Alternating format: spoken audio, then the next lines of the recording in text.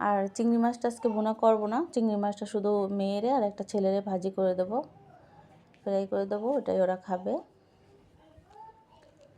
তো আর এখানে টমেটো, পেঁয়াজ, কাঁচামরিচ, তারপরে সব কিছু দিয়ে রসুন বাটা, তেল দিয়ে দিলাম।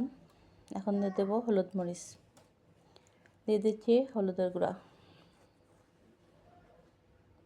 দিয়ে দিচ্ছি মরিচের গুঁড়া,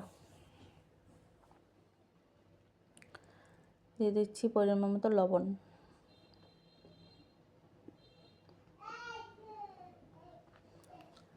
তো সব কিছু দিয়ে আমি ভালো করে মাখাই নেব।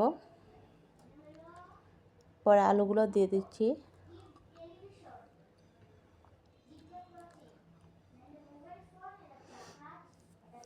তো আলুগুলো দিয়ে সব কিছু আমি মাখাই জাকে বসাই দেব, একদম পোড়া